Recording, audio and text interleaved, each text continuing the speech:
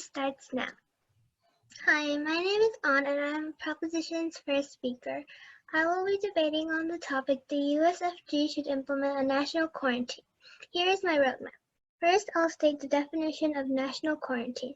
Then I'll discuss the background topic of this debate, and finally I will state my own contentions, including a pre-refute for the opposition team.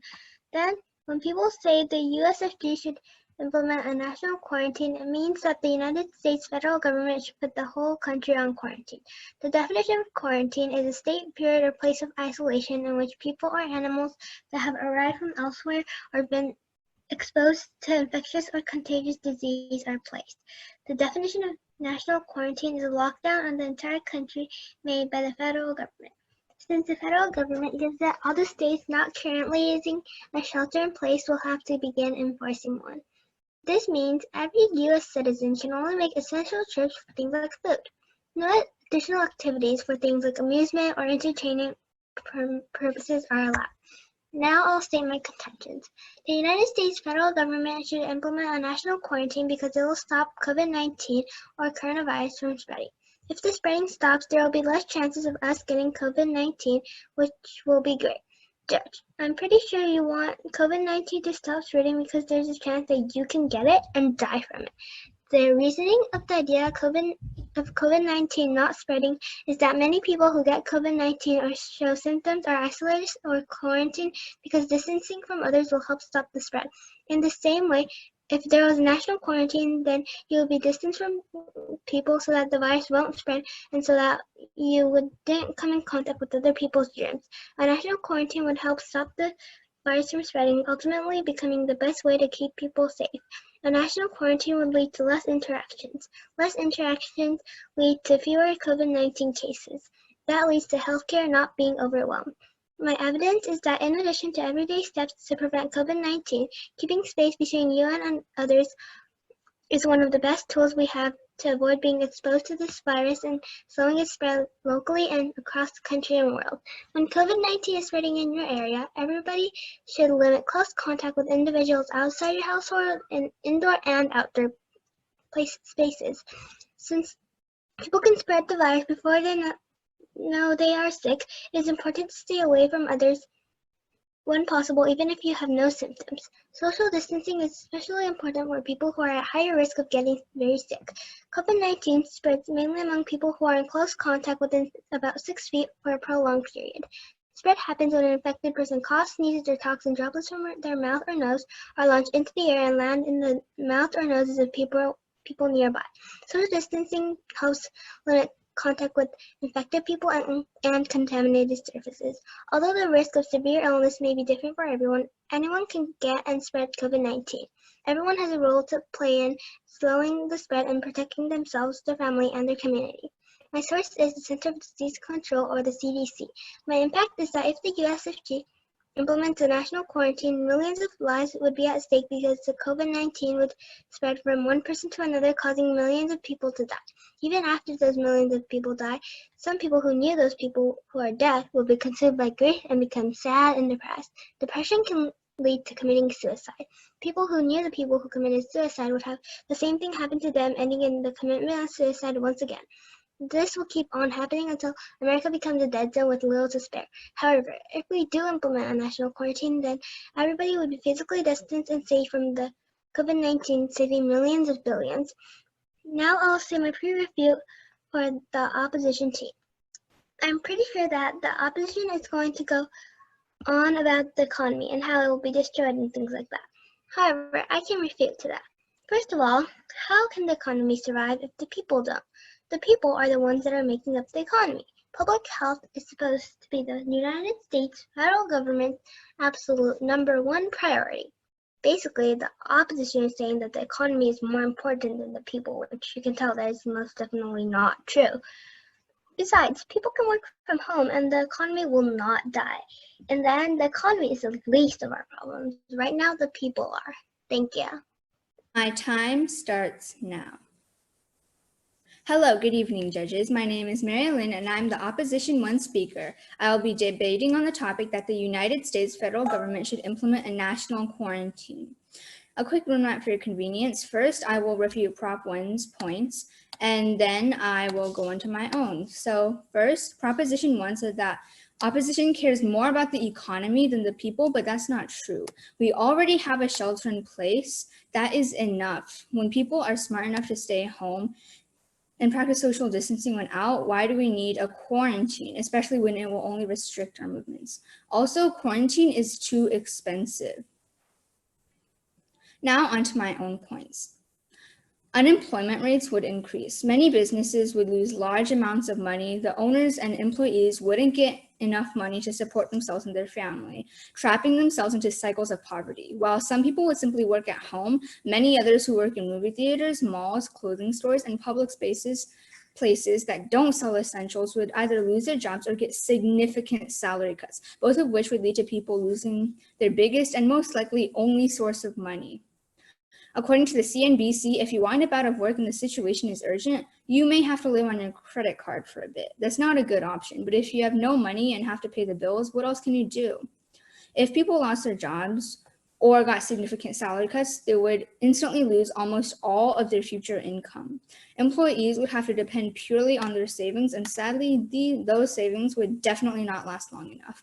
Eventually, laid off employees or employees with large salary cuts would run out of money. Without money, they wouldn't be able to pay the bills, buy food, pay rent, and much more. They might even become homeless and rely on the spare change that only the kindest of people would give to them on the street. Clearly, they wouldn't be the luckiest of people, because if the government implemented a national quarantine, most people would be indoors and not out on the streets with spare change. Consequently, the laid-off employees would have to go without food and search for public fountains in order to drink water. Especially in a time like this, the water may even be contaminated. The person would die from lack of food and water. Judges, is quarantine worth all these deaths? My next contention is that crime rates will increase. As I talked about in my previous contention, many people will lose their jobs. If they lose their jobs, that will lead to instability. Then people won't have money. Because of that, unemployment rates will increase and the amount of homeless on the streets increases. When people are homeless and don't have money, then they turn to stealing necessities like food from stores or others. Also, since nearly everyone is at home in quarantine, this is the perfect time to break into a bank or rob a grocery store. Also, not only crime rates will increase, but there would be a ton of protests. Telling people to do what might cause them to lose their job wouldn't exactly win any points. As a result, there might be some people protesting, which would mean large groups of people outside altogether, which would mean even more people getting infected with the coronavirus. The Guardian says activists worldwide have reported an alarming rise in domestic violence cases since the start of coronavirus-related quarantines. In Wuhan in February, while the province was under strict lockdown, one police station reported a threefold increase in robberies compared with the same period last year. If crime rates increase, it would greatly affect policemen badly. Yes, this quarantine is a time of stress and worry because nobody wants to get sick, but it also is a time when people can take breaks from their jobs, spend time with their families, and just downright rest. The homeless stealing would not be fair to all the people who are police officers or deal with crime. They would have to stop whatever they were doing at home and rush to the crime scene. And if they get outside to stop whatever is happening, they might even get infected with the COVID-19 disease. After all, you shouldn't go outside unless it is absolutely necessary, because there is a large possibility you will be infected. The cost might infect their family, and the virus will spread to people who can deal without it. Eventually, the spread of the virus would mean death for many of our most vulnerable, like children or perhaps grandparents. At the moment, California already has more than 37,000 cases, and that 37,000 is quickly increasing. Police going outside is not only bad for them and their family, but the whole of Fremont. Also, if someone were to lose a loved one, it could trigger intense feelings of misery, which could soon lead to depression. Speaking of depression, quarantine has led to bad times for lots of people. So judges, tell me, do you really want all of this to happen? This is why we should not have a national quarantine and why the opposition should win this debate. Thank you for your time.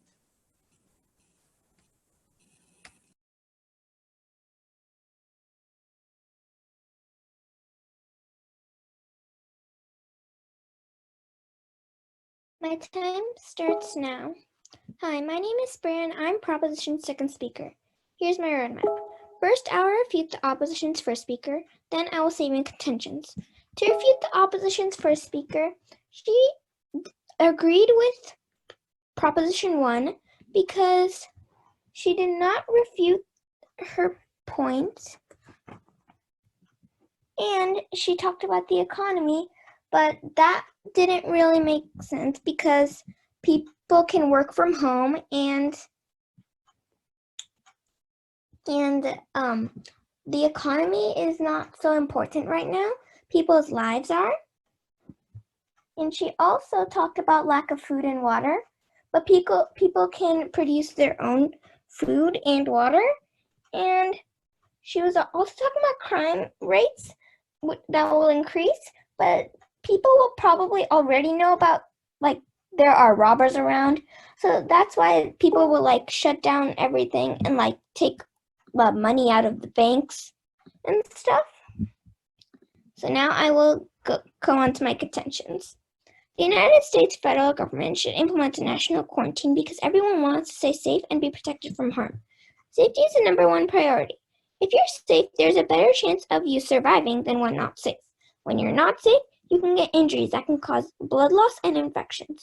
Also, when you're not safe, then you are at risk of catching harmful diseases like the COVID-19. Judge, do you want people to get sick? Proof of this comes from The Atlantic.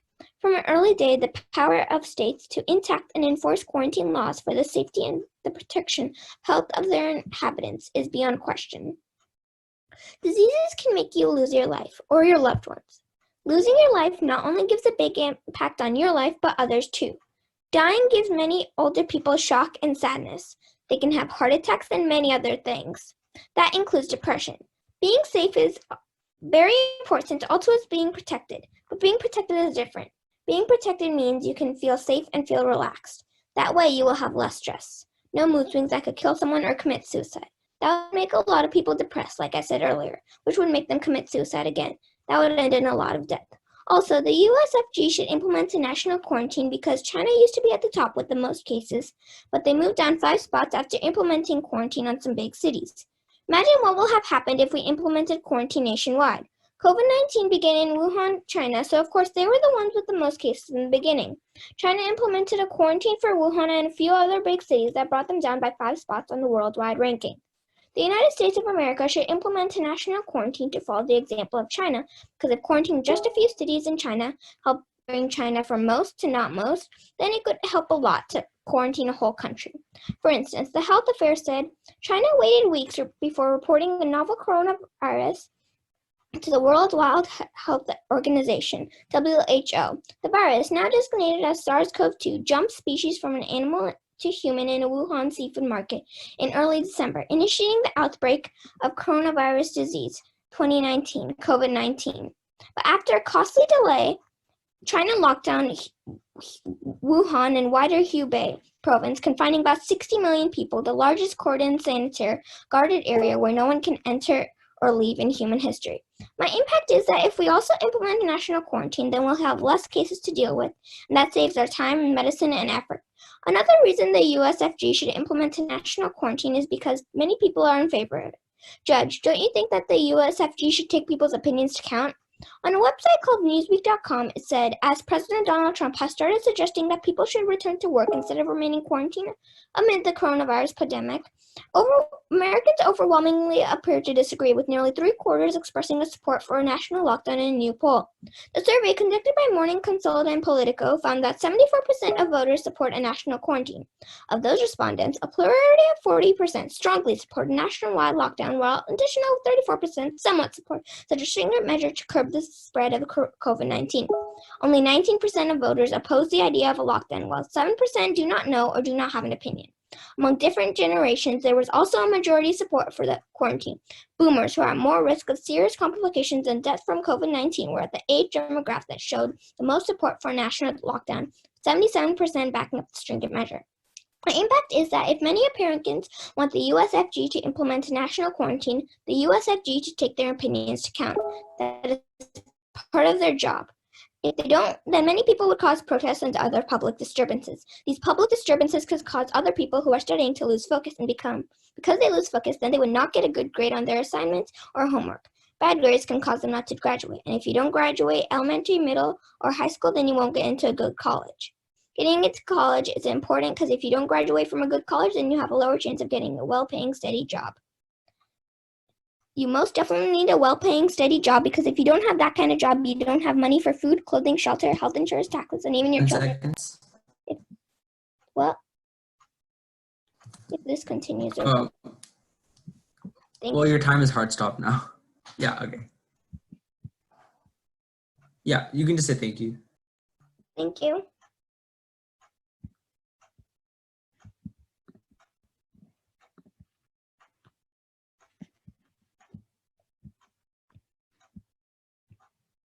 Can I start?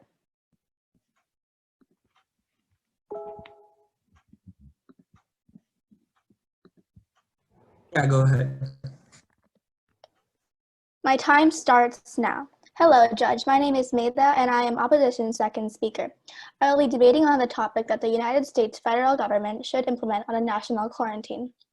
First, a quick roadmap for your convenience, Judge. First, I will refute the other team, then I will state my own contentions. Okay, so first, Prop 2 said that people could work from home, but they're not thinking of people who work in clothing stores or other public places. What if you work as a cashier? You can't exactly get an online job for that. Proposition is saying that we don't care about the people. They don't care about the people, not the economy. But they are not thinking about everyone either. And what are the chances you can work at home? Not everybody can work at home. Prop 2 then said that they could produce their own food. How? Unless you're a farmer or something, then many people cannot produce their own food by themselves. And Prop 1 said that you could find water in nearby lakes or streams, but like, what are the chances of that? And also, they said that if the national quarantine is so that people can feel safe while they're in their homes. But if they want people to feel safe, then they would stay inside and take cautionary measures when they go outside to feel safe. Okay, on to my points.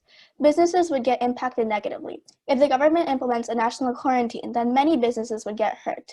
They wouldn't be able to make a profit and would not be able to support their families.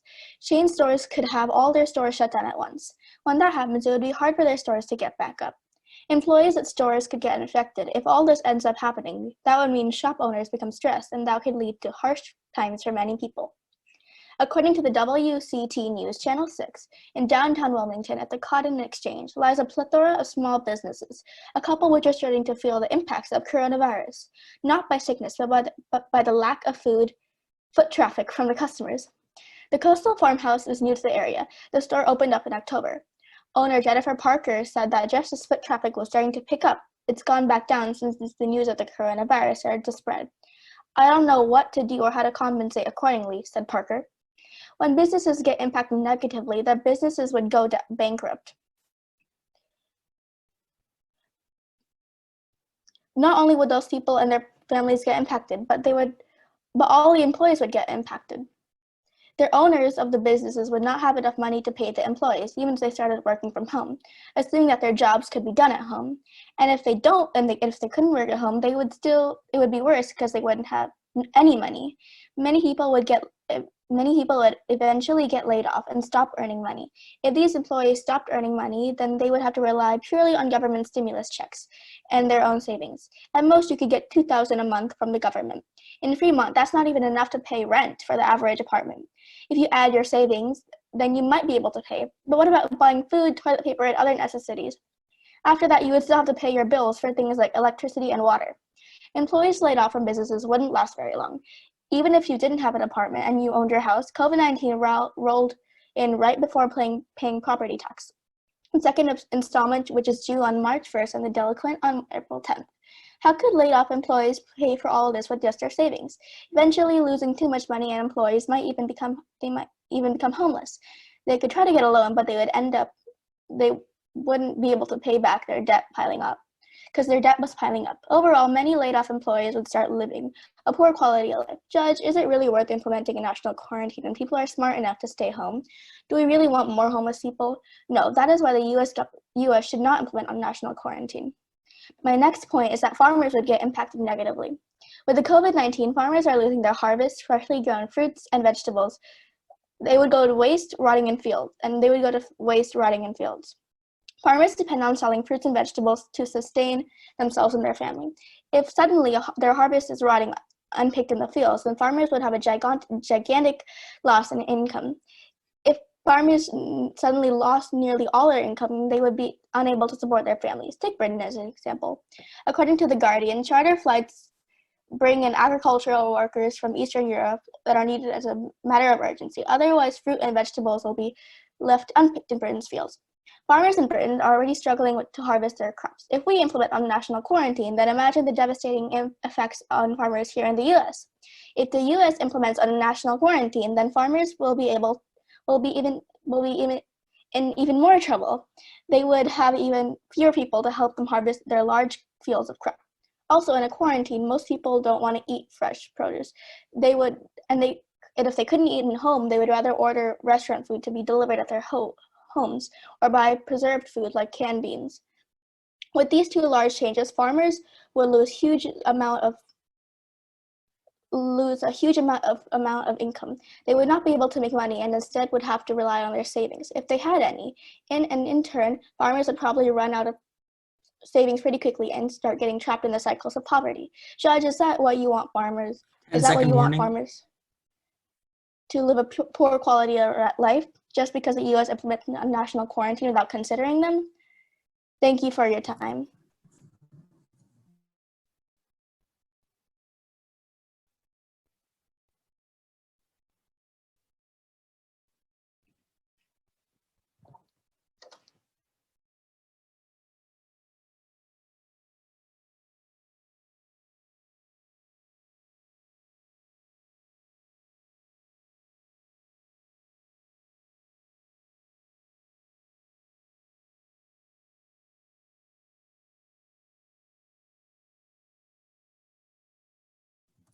Opposition 3.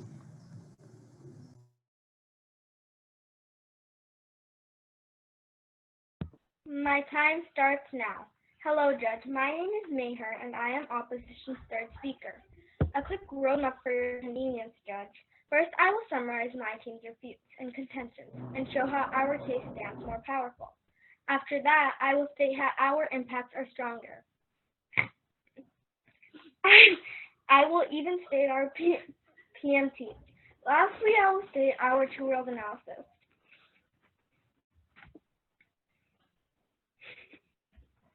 We say that by implementing a national quarantine, many people would lose money.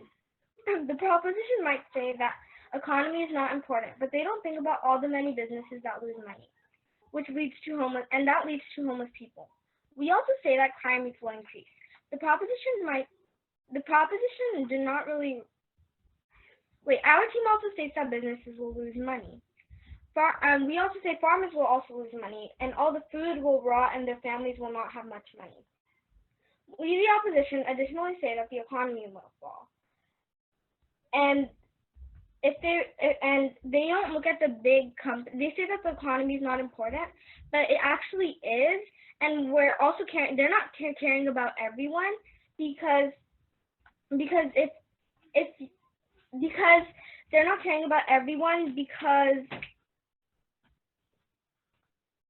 they're not caring about everyone because a lot of people are going to lose money, like theater workers and restaurant workers, and then they can't work from home. And also, so we at the opposition said that if the government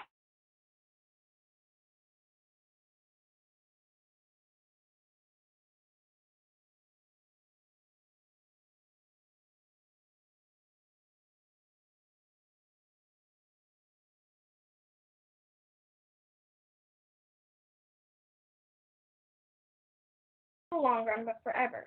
This will help them with their mindset, and it will improve them in their future years. They won't be depressed because they have money. They won't stay up late at night thinking about which job to get or how to get that money. The proposition has short-term impacts, and they are not caring about all the many people that will become homeless. Our plan takes care of everyone. Our impacts are stronger because it will make many things easier. All our evidence shows that many people will have money and there will be fewer crime rates. Therefore, you will much prefer these impacts. Now for my two-world analysis. In my team's world, the world of the opposition, everyone still has money. While in the world of the proposition, Everyone is poor, homeless, and broke. Think about this, Judge. Do you really want a bad, poor country? A fair one, right? A fair and wealthy one, right? Judge, since the world of the opposition would obviously have so many more positive effects on the world than the proposition, our case is stronger, and therefore we win this debate. Thank you.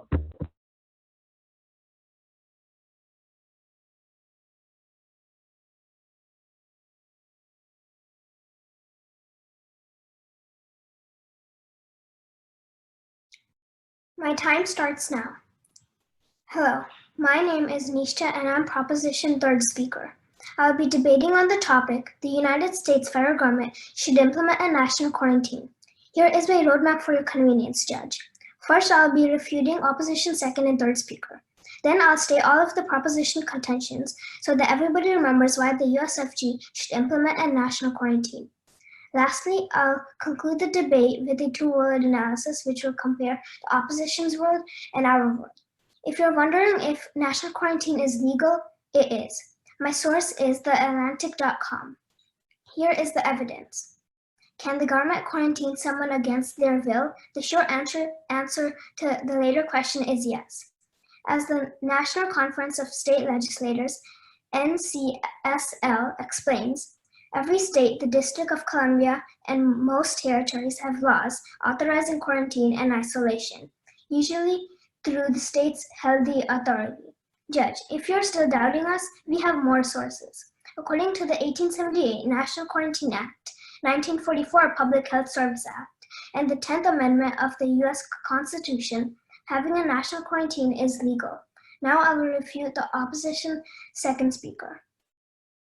Opposition 2 said that Prop 2 said that they can farm from home and that is wrong. But she also said that if they don't have plants growing in their yards, then they can buy online. Also, people can find other jobs. This is how life is supposed to be. Also, to refute to Op 3, yes, we will say that economies are not important at this time because they are not. Again, do you want to die or do you want to survive? Next, I'll repeat all of my team's contentions. Proposition 1st speaker's first point was that the USFG should implement a national quarantine because quarantining or social distancing helps COVID-19 not spread. If we don't, then millions of lives would be at stake because the COVID-19 would spread from one person to another, causing millions of people to die. Even after those millions of people die, some people who knew those people who are dead would be consumed by grief and become sad and depressed. Depression can lead to suicide, and older people can die of depression. People who knew the people who committed suicide could have the same thing happen to them, ending in suicide once again. This will keep going on until America becomes a dead zone with little to spare. However, if we do implement a national quarantine, then everybody would be physically distanced and safe from harm, saving millions and billions. The Proposition 2nd speaker said that the USFG should implement a national quarantine because everyone wants to stay safe and be protected from harm. Anything can happen if you go outside in this dangerous time. She also said the USFG should implement a national quarantine because people are in favor for it, meaning people want a national quarantine. Judge, if you think about it for a minute, then you will know why people want this national quarantine. They want it because they want to be safe. They don't want to die or lose their family members. Don't you want your family and yourself to stay alive? Also, if the USFG doesn't give a national quarantine, then many people would cause protests and other public disturbances. Proposition 2nd speaker also said that after China implemented quarantines on a few big cities, they went down by 5 spots on the worldwide ranking. So if we do the same, the amount of cases and deaths can and will be dropped in the United States too. For example, Wuhan had so many cases before. After they had a full lockdown, the number of cases decreased. Now I will state my two-word analysis. In the opposition's world, everyone will be dying and they will all be unsafe.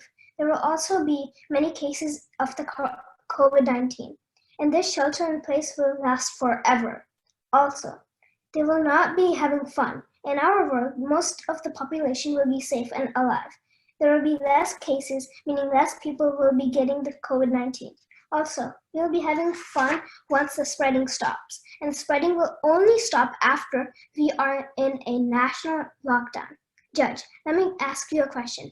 Do you want to live in an unsafe world with people that are dying second by second, or a safe world with people who are alive? Judge, if you live in our world, there is a higher chance of you surviving and lower chance of you getting COVID-19. If you live in the opposition's world, then there will be a lower chance of you surviving and you will easily get the COVID-19. Judge, let me ask you the final time. Do you want to die or do you want to stay alive? Also, Judge, if you don't want to die or see your family members die, you should be on our side and support the point that the USFG should implement a national quarantine. All in all, the USFG should implement a national quarantine. Thank you, Judge, and please make your decision wisely. So hello everybody. Before we go on and announce the winners of this showcase debate, we would just like to take the time to thank everyone for coming to this last session and for sticking with us throughout the entirety of the program, despite the fact that we weren't able to continue holding session halfway through. We wouldn't be able to continue doing so and holding sessions and spreading the debate education throughout the community had it not been for the widespread support that we received. And we want to especially thank some VIPs back at Harvey Green. First of all, thank you to Ms. Johnson for letting us come back and run the FDA program again this year. Thank you to Ms. Martinez for helping us coordinate the classroom visits as well as actually scheduling in our sessions. And on that segue, thank you to the teachers for letting us come in and talk to all the students about the program. While we were hosting sessions at school, Ms. Janet was a huge help to us. She helped make sure we had all the resources we need, as well as access to all the rooms that we needed. And we also need to thank Mr. June for letting us use the library for all of the advanced sessions. Last but certainly not least, I want to thank all the parent volunteers who helped supervise the sessions and made sure that the kids stayed on track, and especially to Johnsy for helping us coordinate the program at Harvey Green. Yeah, we would also like to give a big shout out to all of our student volunteers for helping us throughout the program, both in person and online. And with that, it looks like we are ready to announce our vote. Okay, it was a 4-3 vote, so it was really close. In the end, the vote was in favor of the opposition. Yeah, so congrats to the opposition side. Again, we really appreciate all of you guys participating in the showcase debate, but also to everybody at home to continue attending sessions despite the situation that arose halfway through the year. And we heavily encourage you guys to keep on debating and continue and pursuing debate education in the future, as well as to stay up to date with current events. Especially in times like these, we need to be able to discern fact from fiction and fake news in order to stay safe and informed in our daily lives. And this just reminds us the importance of knowing how to research well, which is a key skill that debate teaches us. And that's one of the key reasons why we encourage all of you guys to continue pursuing debate in your everyday lives. For our 4th and 5th graders, we look forward to seeing you guys back next year, hopefully in person as soon as we can. You guys will soon have the opportunity to participate in the advanced division. For our 6th graders, even if you did not get the opportunity of participating in the showcase debate today, we recommend that you guys do not get disheartened for this, because all of you guys are going to have a great opportunity to show off all of your good debate skills that you've accumulated over the past couple of years when you try out for the prestigious FDA Horner debate team next year. And we're pretty much, like, even if this, program is coming to a close, FDA still has a lot of other different programs. Each summer, for example, Fremont Debate Academy holds a summer camp in July and August. And while at the moment we are not sure if that will happen, we will for sure be hosting a live lecture series right here on, I guess it's not the YouTube channel anymore, but it will be on the FDA's YouTube channel, and our VPs of education and our co-founders will talk more about economics and politics, as well as how COVID-19 is affecting them. So if you want to tune into the first lecture, it is on April 28th from 4 to 5 p.m. And be sure to check out FDA's Facebook for the link and more lecture dates. If you miss any lectures, you can find all the educational videos and live stream recordings on the channel. Yeah, so overall, thank you for a great year, guys, and stay safe.